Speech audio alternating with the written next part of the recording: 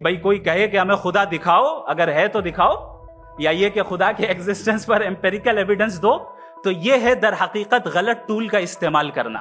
ये ऐसा ही है कि जावेद साहब मुझसे ये मुतालबा करें कि मुफ्ती साहब आप मेटल डिटेक्टर के जरिए प्लास्टिक डिटेक्ट करके दिखाएं। ये तो बहुत ही अहमखाना बात होगी कि कोई आदमी कहे साहब अगर खुदा है तो मुझे दिखाइए। ये तो जाहिलाना बात हुई। मैंने तो नॉर्थ पोल नहीं देखा है, मगर मैं मानता हूं कि नॉर्थ पोल है। अगर आज हमारे जावेद अख्तर साहब ऐसी कोई अकली दलील और लॉजिकल एविडेंस दें खुदा के ना होने पर, जो डेफिनेट भी हो, तो मैं ये ऐलान करता हूं कि यकीनन मैं उस एविडेंस को कबूल करूंगा और उस पर गौर करूंगा। जो मजहब मांगता है आपसे, हर मजहब फेथ मांगता। फेथ का मतलब यह है कि ना कोई गवाह हो, ना कोई सबूत हो, ना कोई रैशनल हो, ना कोई लॉजिक हो, ना कोई प्रूफ हो, मगर तुम एक बात को मानो। ऐसा आइलैंड जहां पे हमसे पहले कोई कभी नहीं गया। चलते चलते आपके सामने अचानक आपने देखा एक पिंक कलर की बॉल पड़ी हुई है। सबसे पहला सवाल आपके जहन में क्या आएगा कि ये बॉल यहां क्यों आई, कैसे आई, ये पिंक कलर की ही क्यों है, कोई और कलर भी हो सकता था। नेचुरली आप इस तरफ पहुंचेंगे कि कोई ना कोई है जिसने इन स्पेसिफिक प्रॉपर्टीज के साथ इस बॉल को बनाया है और यहां पे रखा है। हर मजहब आपसे एक चीज मांगता है, फेथ। ये फेथ क्या चीज होती है? दुनिया का हर मजहब फेथ पे टिका है, और फेथ का मतलब है एक ऐसा यकीन जिसका कोई सबूत, कोई गवाह, कोई रैशनल नहीं। सारे मजहब सब जानते हैं ये दुनिया कैसे बनी थी, कैसे मिटेगी, मरने के बाद क्या होगा, इनको सब इल्म है। इनको किसी को डायनासोर होते थे पहले ये नहीं पता था, किसी को नहीं पता। और सज्जनों, डज गॉड एग्जिस्ट? इस सवाल का जवाब सब अपने अपने तहीं खोजने की कोशिश कर रहे हैं।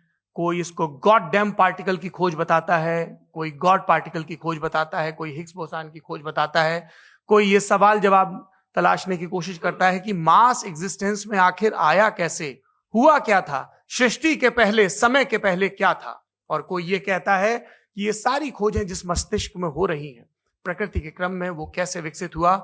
मैं उम्मीद करता हूं कि हम आज इन बुनियादी सवालों के कुछ जवाब हासिल करने में कामयाब हों।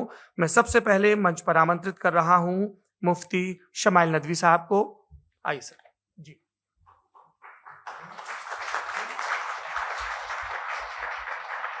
तमाम तारीफें उस क्रिएटर के लिए जिसने इस यूनिवर्स को एक मकसद के तहत पैदा किया है। रिस्पेक्टेड जनाब जावेद अख्तर साहब, मिस्टर सौरभ द्विवेदी और respected audience, thank you all for being here today. आज की डिबेट में चूंकि हम बात करने वाले हैं डज गॉड एग्जिस्ट के टॉपिक पर, तो ये एक ऐसा टॉपिक है जिसके मुताल्लिक कोई भी डिसीजन लेने के लिए अलग अलग स्टैंडर्ड्स हो सकते हैं। लिहाजा डिबेट के शुरू में यह जरूरी है कि हम ये जान लें कि आज के इस टॉपिक में कौन सा स्टैंडर्ड सही होगा और कौन सा गलत होगा। सबसे पहला स्टैंडर्ड जिसे मैं समझता हूं कि हमारे रिस्पेक्टेड जनाब जावेद अख्तर साहब बड़ी तेजी के साथ उसकी तरफ लपकेंगे, वो है साइंस। जबकि साइंस दर हकीकत खुदा के एग्जिस्टेंस को डायरेक्टली साबित करने या उसके एग्जिस्टेंस को डिनाई करने के लिए स्टैंडर्ड नहीं बन सकती। और उसकी वजह क्या है, ये मैं नहीं कह रहा, ये वो लोग कह रहे हैं जो साइंस के एक्सपर्ट्स हैं। नेशनल एकेडमी ऑफ साइंस कहती है science doesn't have the processes to prove और disprove the existence of God. Why? क्योंकि साइंस का ताल्लुक एम्पेरिकल एविडेंस से है, और एम्पेरिकल एविडेंसेस का ताल्लुक हमारे नेचुरल और फिजिकल वर्ल्ड से है, जबकि गॉड नॉन फिजिकल और सुपर नेचुरल रियलिटी है। लिहाजा नॉन फिजिकल रियलिटी को आप उस टूल के साथ नहीं चेक कर सकते जिसका काम फिजिकल रियलिटी को तलाश करना है। लिहाजा आज इस डिबेट में गॉड की एग्जिस्टेंस को साबित करने या उसे डिनाई करने में साइंटिफिक एविडेंस को एक्सेप्ट नहीं किया जाएगा। दूसरा स्टैंडर्ड हो सकता है रेविलेशन, कि रेविलेशन के जरिए हम यह साबित करें कि गॉड एग्जिस्ट करता है या नहीं। लेकिन यह स्टैंडर्ड भी आज इररेलेवेंट है। क्यों? क्योंकि रेविलेशन मेरे नजदीक सोर्स ऑफ नॉलेज है, वैलिड सोर्स ऑफ नॉलेज है, लेकिन हमारे जावेद अख्तर साहब के नजदीक ये वैलिड सोर्स ऑफ नॉलेज नहीं है।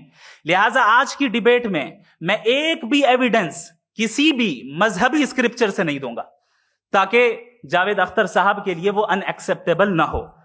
तीसरा जो मेयार हो सकता है वो है ऑब्जर्वेशन, कि भाई कोई कहे कि हमें खुदा दिखाओ, अगर है तो दिखाओ, या ये कि खुदा के एग्जिस्टेंस पर एम्पेरिकल एविडेंस दो, तो ये है दर हकीकत गलत टूल का इस्तेमाल करना। ये ऐसा ही है कि जावेद साहब मुझसे ये मुतालबा करें कि मुफ्ती साहब आप मेटल डिटेक्टर के जरिए प्लास्टिक डिटेक्ट करके दिखाएं।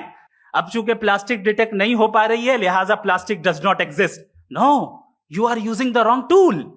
इस टूल से प्लास्टिक को डिटेक्ट नहीं किया जाता। लिहाजा मैं समझता हूं कि गॉड के एग्जिस्टेंस पर एम्पेरिकल एविडेंस का मुतालबा करना एक बचकाना मुतालबा है, और हमारे रिस्पेक्टेड जनाब जावेद अख्तर साहब इस स्टेज से अब बहुत आगे निकल चुके हैं। अब बचता है एक ही स्टैंडर्ड, और वो स्टैंडर्ड है अक्ल, लॉजिक, रीजनिंग। और यही वो स्टैंडर्ड है जिसके तहत गॉड के एग्जिस्टेंस को साबित किया जाएगा या गॉड की एग्जिस्टेंस को डिनाई किया जाएगा। लेकिन चूंकि ये बहुत इंपॉर्टेंट और सेंसिटिव टॉपिक है, इसलिए लॉजिकल आर्ग्यूमेंट भी ऐसा होना चाहिए जो डेफिनेटिव हो, इनडेफिनेटिव ना हो, जो 2 और 2 4 की तरह बिल्कुल वाजे हो, जिसे लॉजिकली रिजेक्ट करना पॉसिबल नहीं हो। फॉर एग्जाम्पल हम कहें हमारे रिस्पेक्टेड मिस्टर सौरभ साहब, ये एक इंसान है और तमाम इंसान कॉन्शियस बीइंग है, लिहाजा नतीजा क्या निकला, हमारे सौरभ साहब भी कॉन्शियस बीइंग है। क्या ये इनडेफिनेट आर्ग्यूमेंट है या डेफिनेट आर्ग्यूमेंट है? ये डेफिनेट आर्ग्यूमेंट है। ये 2 और 2 की तरह वाजे है, इसमें किसी तरह जो है लॉजिकली इसको रिजेक्ट नहीं किया जा सकता। तो अगर आज हमारे जावेद अख्तर साहब ऐसी कोई अकली दलील और लॉजिकल एविडेंस दें खुदा के ना होने पर जो डेफिनेट भी हो, तो मैं ये ऐलान करता हूं कि यकीनन मैं उस एविडेंस को कबूल करूंगा और उस पर गौर करूंगा। लेकिन साथ में यह भी ऐलान कर देता हूं प्रेडिक्शन के तौर पर कि ऐसा कोई डेफिनेट आर्ग्यूमेंट कोई नहीं पेश कर सकता। दलील हम देंगे और डेफिनेटिव दलील देंगे, लॉजिकल दलील देंगे, ऐसी दलील देंगे जो एंटायर एथिस्टिक वर्ल्ड उसे रेफ्यूट नहीं कर सकती। चलें अब हम एक एग्जाम्पल सोचते हैं, एक सिनेरियो, सिंपल सिनेरियो, तमाम ऑडियंस से गुजारिश है, हम और आप एक आइसोलेटेड आइलैंड पर हैं, ऐसा आइलैंड जहां पे हमसे पहले कोई कभी नहीं गया। चलते चलते आपके सामने अचानक आपने देखा एक पिंक कलर की बॉल पड़ी हुई है। सबसे पहला सवाल आपके जहन में क्या आएगा कि ये बॉल यहां क्यों आई, कैसे आई, ये पिंक कलर की ही क्यों है, कोई और कलर भी हो सकता था, ये इसी शेप में क्यों है, कोई और शेप भी हो सकता था। नेचुरली आप इस तरफ पहुंचेंगे कि कोई ना कोई है जिसने इन स्पेसिफिक प्रॉपर्टीज के साथ इस बॉल को बनाया है और यहां पे रखा है। चूंकि आप जानते हैं कि ये जो बॉल है इसका एग्जिस्ट करना जरूरी नहीं है, ये एग्जिस्ट कर भी सकती थी, नहीं भी कर सकती थी, और एग्जिस्ट करना ही था तो किसी और फॉर्म में करती, किसी और कलर में करती। अब आप इस बॉल को एक्सपैंड करते चले जाएं, एक्सपैंड करते चले जाएं, एक्सपैंड करते चले जाएं, यहां तक कि ये बॉल यूनिवर्स के साइज की हो जाए। बताइए कि क्या साइज के बढ़ जाने से सवाल बदल जाएगा? हरगिज नहीं बदलेगा। अभी भी सवाल रहेगा, ये यूनिवर्स कहां से आया, इन स्पेसिफिक प्रॉपर्टीज के साथ कहां से आया, क्यों आया, किसने बनाया, ये सवाल उस वक्त भी वैलिड रहेगा। लेकिन ये सवाल अगर हम जनाब जावेद अख्तर साहब से करें तो चूंकि इनका वर्ल्ड व्यू एथिस्टिक है, और सिर्फ इनका नहीं, मतलब जितने भी एथिस्ट हैं और एथिस्टिक वर्ल्ड व्यू को रखने वाले से अगर आप ये सवाल करें कि ये यूनिवर्स कहां से आया, तो इनका जवाब या तो आर्ग्यूमेंट फ्रॉम इग्नोरेंस होगा या डॉगमेटिक होगा। या तो ये कहेंगे कि मुझे नहीं पता कि ये कहां से आया, लिहाजा गॉड डज नॉट एग्जिस्ट, ये आर्ग्यूमेंट फ्रॉम इग्नोरेंस है। या ये कहेंगे कि ये यूनिवर्स खुद ब खुद बन गया, इसका मतलब ये है कि उस बॉल को भी खुद ब खुद बन जाना चाहिए। लेकिन बॉल के ताल्लुक से ये एक्सप्लेनेशन एक्सेप्ट नहीं की जाएगी कि ये खुद ब खुद बन गई, लेकिन यूनिवर्स के ताल्लुक से कर दिया जाएगा। इसे हम दूसरे अल्फाज में डॉगमा भी कह सकते हैं। दूसरी चीज, हमारे जावेद अख्तर साहब जरूर गॉड ऑफ गैप्स की मिसाल भी जरूर देंगे, और मिसाल देंगे कि पहले जमाने में बिजलियां कड़कती थी तो लोगों ने किसी एक खुदा की तरफ, और बारिश होती थी तो दूसरे खुदा की तरफ मंसूब कर दिया, उनके पास दलील नहीं थी। यह हमारा वर्ल्ड व्यू है ही नहीं, यह हमारा वर्ल्ड व्यू है ही नहीं, क्योंकि नेचुरल फेनोमेना के प्रोसेस की इंटरप्रिटेशन को जान लेने से यह कहां से साबित हो गया कि गॉड एग्जिस्ट नहीं करता है? इस पर मैं इंशाल्लाह अभी आगे बात करूंगा। आप हजरात ये भी देखेंगे और मैं ये एक्सपेक्ट करता हूं कि हमारे रिस्पेक्टेड जनाब जावेद अख्तर साहब जरूर इमोशनल आर्ग्यूमेंट्स भी देंगे, जो कि एक लॉजिकल फेलेसी है जब बात आती है ट्रुथ को डिसाइड करने में। क्यों? मिसाल के तौर पर वो कहेंगे कि अगर गॉड है तो ईविल क्यों एग्जिस्ट करता है, जबकि मैं कहता हूं ईविल का एग्जिस्ट करना गॉड के एग्जिस्ट करने की दलील है, उसके खिलाफ नहीं है। क्योंकि अगर गॉड है तो हम सब उसके सामने अकाउंटेबल हैं, और अगर हम अकाउंटेबल हैं तो अकाउंटेबिलिटी के लिए ईविल का मौजूद होना जरूरी है, उसके बगैर हम अकाउंटेबल नहीं हो सकते। और अगर हम अकाउंटेबल नहीं हैं तो हम जनाब जावेद अख्तर साहब से पूछेंगे कि आप बताएं कि फिर सफरिंग इस दुनिया में क्यों है? अगर खुदा नहीं है तो सफरिंग क्यों है? और उन लोगों के जज्बे का क्या जिनके अंदर सफरिंग के बाद इंतकाम लेने का जज्बा पाया जाता है और वो इस दुनिया से ऐसे ही चले गए, क्या उनकी सारी तकलीफें बेकार चली जाएंगी? अब आ जाएं उसी एग्जाम्पल की तरफ कि बॉल, मुझसे अगर कोई पूछे इस बॉल को किसने बनाया और या इस एक्सपेंडेड बॉल को किसने बनाया, मैं कहूंगा कि चूंकि ये यूनिवर्स और इस यूनिवर्स की तमाम चीजें कॉन्टिंजेंट हैं। कॉन्टिंजेंट होने का मतलब ये होता है कि जो अपने एग्जिस्टेंस पे किसी के ऊपर डिपेंड करती हो, तो जाहिर है ये यूनिवर्स कॉन्टिंजेंट है। और अगर कोई चीज कॉन्टिंजेंट नहीं है तो मैं रिक्वेस्ट करूंगा कि मुझे दिखा दें कि कौन सी चीज यूनिवर्स में कॉन्टिंजेंट नहीं है, हम भी जरा गौर कर लें और हम भी देख लें। और जब कॉन्टिंजेंट चीजें मौजूद हैं तो फिलोसोफर्स की इस्तिलाह के मुताबिक, हम उस टर्मिनोलॉजी के मुताबिक हम उस जगह तक पहुंचते हैं और उस हस्ती तक पहुंचते हैं जिसे नेसेसरी बीइंग कहा जाता है, कि ये वो नेसेसरी बीइंग है जिसका मौजूद ना होना नामुमकिन हो। क्योंकि अगर ये मौजूद ना हो तो सारी चीजें एग्जिस्टेंस में आएंगी ही नहीं, और ये सारी कॉन्टिंजेंट चीजें उसी के ऊपर डिपेंड करती हैं। अब अगर आप ये सवाल करते हैं कि फिर उस हस्ती को किसने बनाया, फिर उसका कॉज क्या है, फिर उसका कॉज क्या है, फिर उसका कॉज क्या है, और एंडलेसली चले जाएं, इसे हम कहते हैं इन्फिनिट रिग्रेस ऑफ कॉजेस, जो कि लॉजिकल फेलेसी है। कॉन्सेप्चुअली इंफिनिटी पॉसिबल है। मिसाल के तौर पे न्यूमेरिकल्स 1 2 3 गिनते चले जाएं, इन्फिनिट नंबर्स हैं। मैं कॉन्सेप्चुअली बात नहीं कर रहा, प्रैक्टिकली रियलिटी में साबित करके दिखाएं कि infinite regress of causes possible है या नहीं। अगर पॉसिबल है तो हम मान लेंगे, मिसाल दे दें, और पॉसिबल नहीं है तो एक ही ऑप्शन बचता है जिसे हम कहते हैं नेसेसरी बीइंग। ऐसी नेसेसरी बीइंग जो इंडिपेंडेंट है, क्योंकि अगर वो डिपेंडेंट हुई तो वो नेसेसरी नहीं रहेगी। ऐसी इंडिपेंडेंट बीइंग जो इटर्नल है, अगर वो इटर्नल नहीं होगी, उसकी बिगिनिंग होगी तो वो खुद कॉन्टिंजेंट है। ऐसी बीइंग जो पावरफुल है, क्योंकि कॉन्टिंजेंट को एक्चुअलाइज करने के लिए पावर चाहिए। ऐसी बीइंग जो इंटेलिजेंट है और नॉलेजेबल है, क्योंकि ये यूनिवर्स स्पेसिफिक फॉर्म और स्पेसिफिक लॉज ऑफ नेचर के तहत प्रिसाइजली चल रहा है। Thank you. थैंक यू मुफ्ती साहब। मैं इन दलीलों के बाद जावेद अख्तर साहब से गुजारिश करूंगा, आप बैठ के बोलना चाहेंगे हमारे? जी।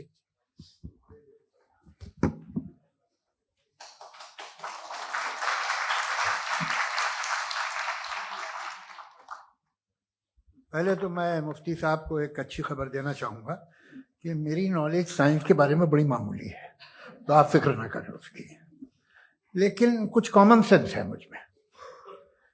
देखिए, ये खुदा का तस्वुर कोई नया तस्वुर नहीं है, ये सदियों से रहा है।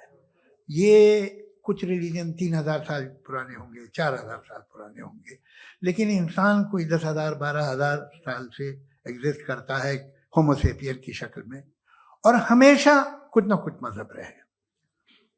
ये मजहब जाहिलों के नहीं थे, ये मजहब एक ऐसी ग्रीक सोसाइटी के थे जहाँ बड़े बड़े फिलोसफर पैदा हुए।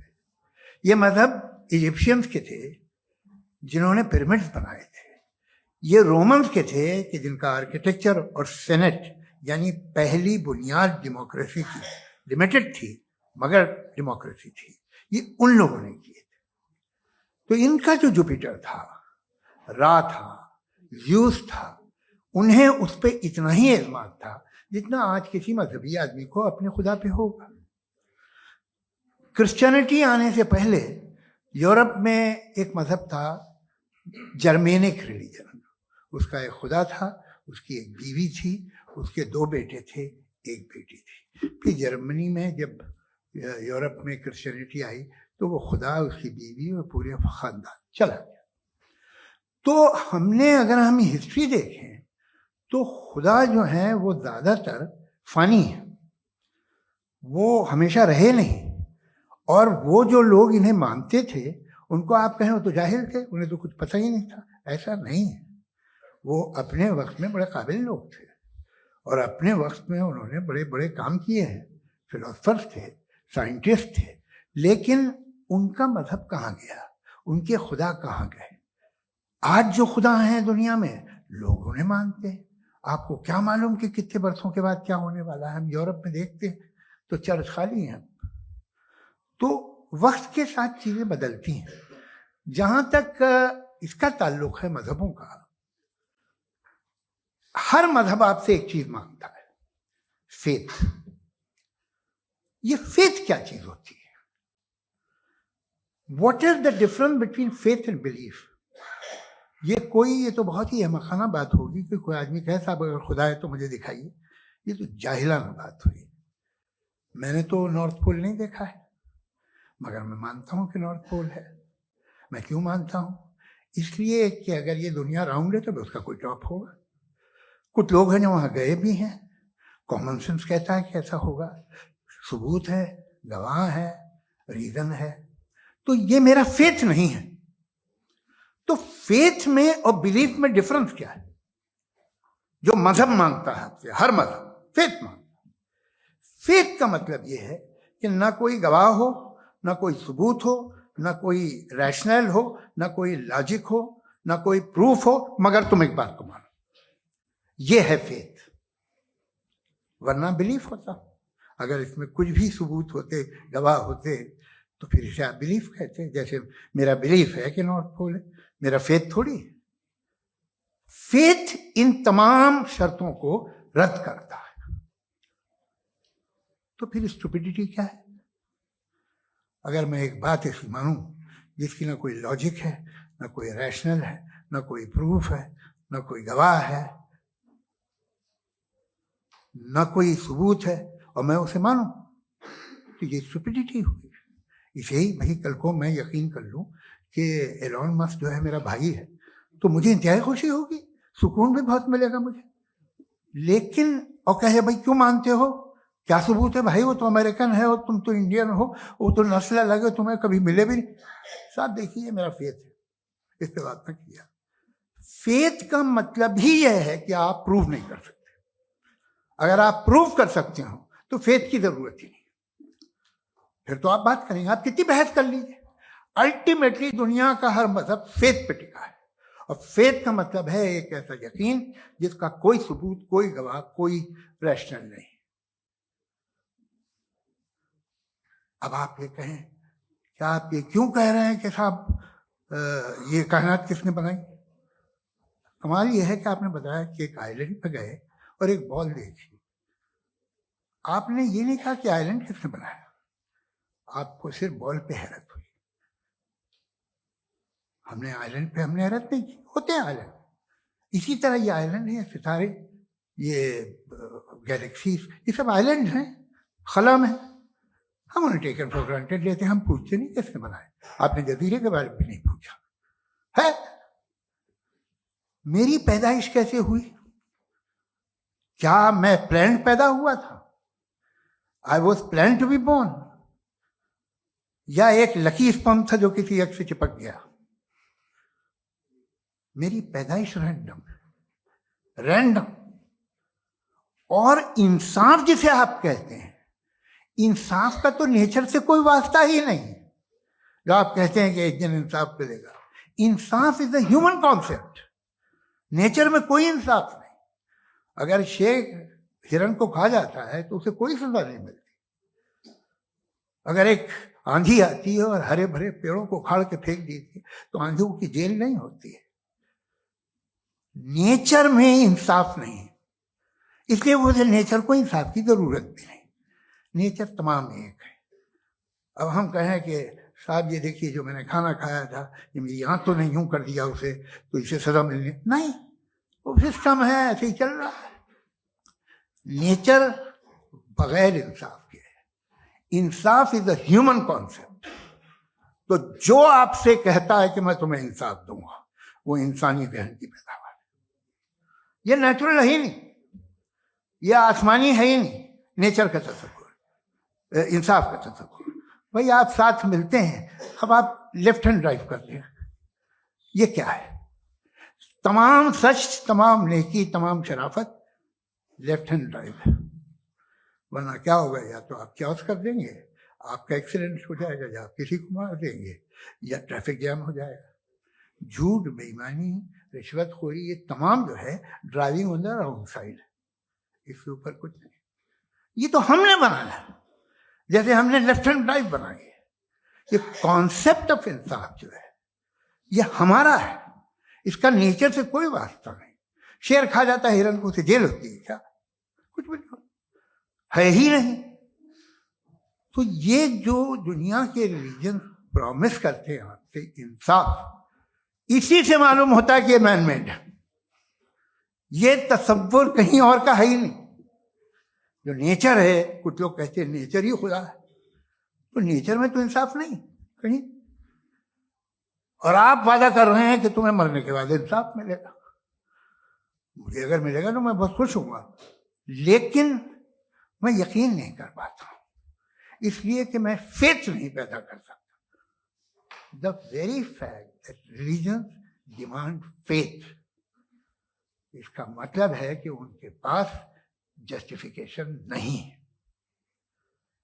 अच्छा साहब, फिर रिलीजन अगर मॉडरेशन में है, कोई सा भी रिलीजन, वो आप में कुछ खूबियां भी पैदा करता होगा। देखिए उससे ये फायदा है, वो फायदा है।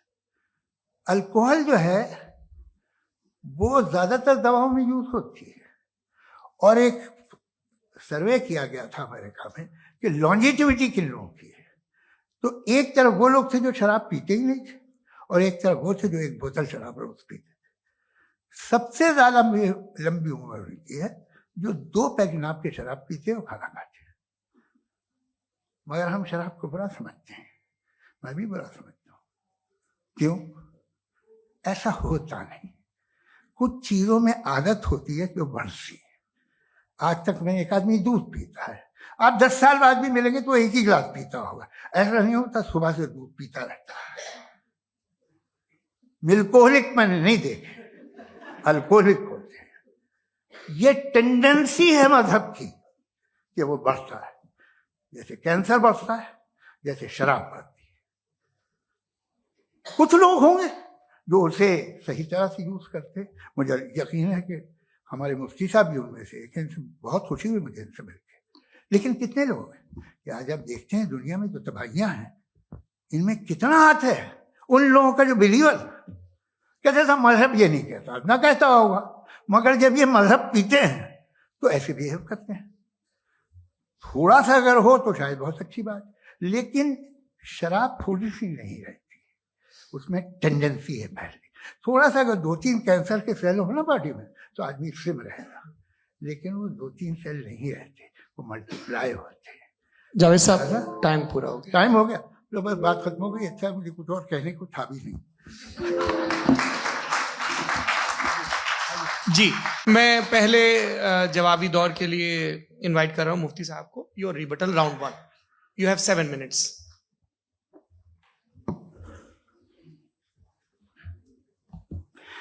Thank you very much Javed साहब। आपकी बात को सुनकर बड़े महजूज हुए हम लोग। महजूज, do you understand?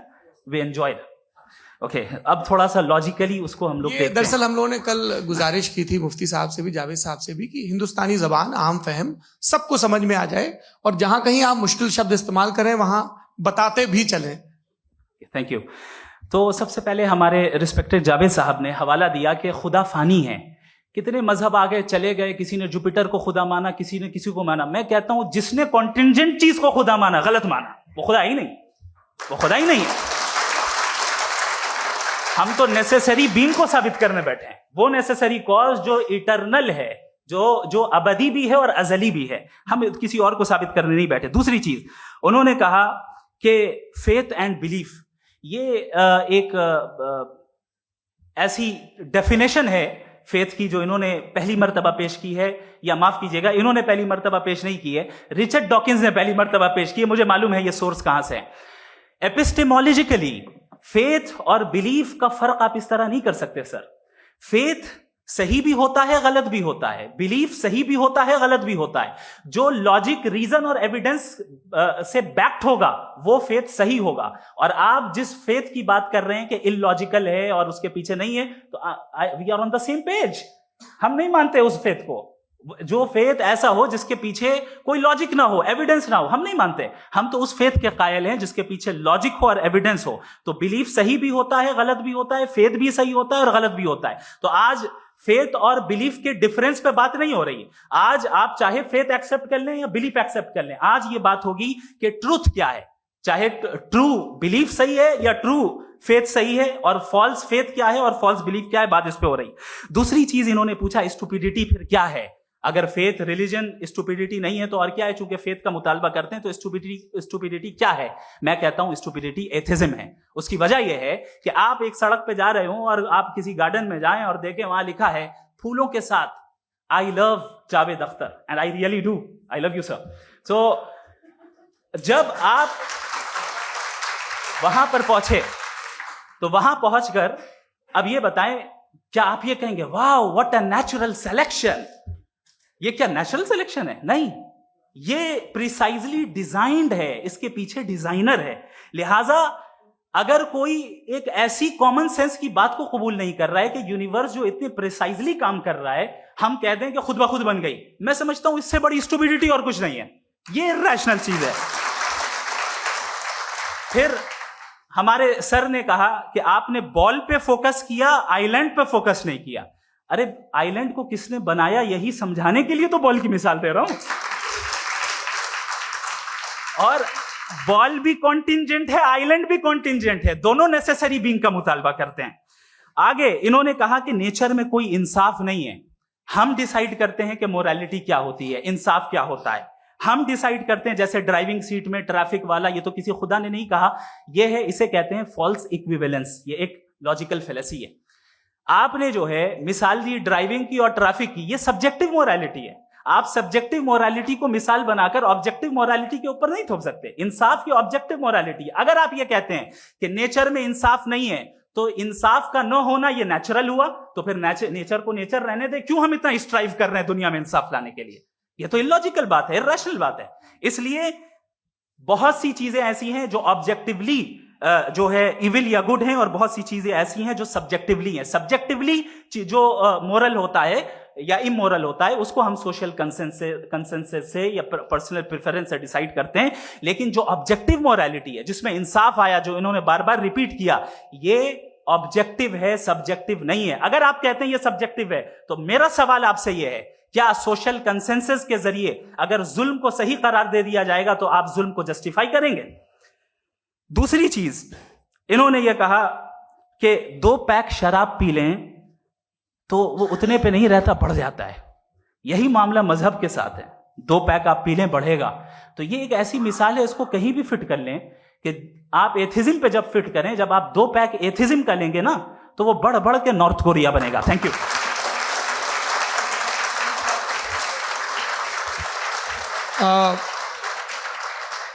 First round के रिबटल के लिए मैं जावेद साहब को इनवाइट कर रहा हूं। आपके पास 7 मिनट का वक्त है, रीसेट कर दीजिएगा प्लीज। मुझे इस बात की खुशी है कि मुफ्ती साहब ने भी मान लिया कि नेचर में कोई इंसाफ नहीं है। तो कोई भी चीज़ जो इंसान ने नहीं बनाई है उसमें इंसाफ नहीं होता है। एक बात मैं आपसे अर्ज करूँ, जरा पता लगा लीजिएगा, ये जो आप बाग में जाते हैं बेहद खूबसूरत फूल देखते हैं ना, इनमें से कोई नेचुरल नहीं है। ये सारे फूल क्रॉस करके बनाए गए हैं। जो जंगल में फूल होते हैं निहायत मामूली होते हैं। ये फूल इंसानों ने बनाए हैं। जो आप बाग में देख के वाह वाह कहते हैं, ये इंसानों के बनाए हुए हैं। डिफरेंट फूलों को क्रॉस करके, डेवलप करके, फिर क्रॉस करके इस तरह से बनाए गए। नेचुरल फ्लावर नहीं। किसी जंगल वीरान में जाके आप गुलाब के फूल नहीं देखेंगे। ये सब बनाए हुए इंसान ने, बहुत से काम इंसान ने किए हैं। बाकी है कि आपने मेरी एक बात का जवाब नहीं दिया, जिससे मुझे शिकायत है कि फेथ क्या है और आप फेथ मांगते क्यों हैं मुझसे?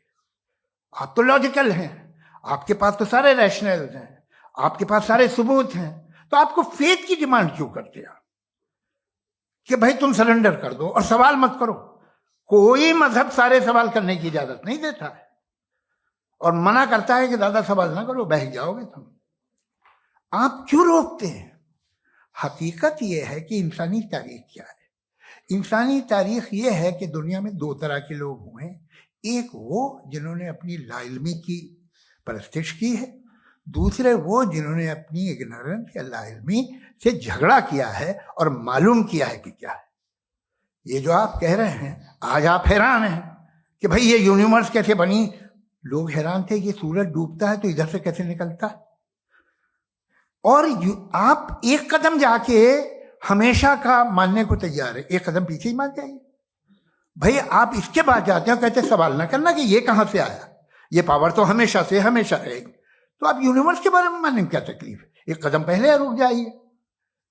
ये हमेशा से थी या नहीं थी हमें मालूम नहीं है। और ये कहना कि हमें मालूम नहीं है, कमाल ये है कि दुनिया के सारे मजहब सब जानते हैं ये दुनिया कैसे बनी थी, कैसे मिटेगी, मरने के बाद क्या होगा, इनको सब इल्म है। इनको किसी को डायनासोर होते थे पहले ये नहीं पता था, किसी को नहीं पता। किसी भी दुनिया की मजहबी किताब में डायनासोर का जिक्र नहीं है। लेकिन बाकी सब बातें, how to make universe in 4 easy lessons एंड बाकी सब पता है।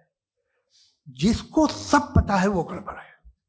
हम में ये इंकिसार, ये ह्यूमिलिटी होनी चाहिए कि हम ये कहें कि हमें ये बहुत सारी बातें नहीं मालूम, लेकिन हम उनकी परस्तिश ना करना, अपनी लाइल्मी को की परस्तिश ना करें, हम उसे पता लगाने की कोशिश करें। जिस दुनिया में आप बैठे हैं सर, ये हॉल जो है, ये इलेक्ट्रिसिटी जो है, ये माइक जो है, जिस हवाई जहाज से आप आए थे, वो जिस कार से आप यहाँ आए हैं, ये सब उन लोगों की बनाई हुई है जिन्होंने सवाल किए थे। ये दुनिया जिसमें आप आज आराम से हैं, ये उन लोगों की बनाई है कि जिन्होंने सवाल किए थे। और हर स्टेज पे इन सवालों को मकरूह कहा गया था, गलत कहा गया था। आप जरा तारीख पढ़िए, एक बड़ी दिलचस्प किताब है बर्ट्रैंड रसेल की, जिसमें उसने रिलीजन एंड साइंस कि कब से रिलीजन जो है साइंस के अगेंस्ट है। और हद तो यह है कि भाप के इंजन के खिलाफ थे, स्टीम इंजन के भी खिलाफ थे, और फतवे हुए उन पे, वेटिकन ने दिए। तो ये हमेशा, अभी जैसे ही ये राइट विंगर आते हैं अमेरिका में पावर में, तो वो जो अपना ये क्या बोलते हैं उसे, सीड, क्या वर्ड है, सीड क्या जो, हाँ नहीं सीड जो होते हैं जिसपे जी, नहीं भाई, वो जो ह्यूमन बॉडी के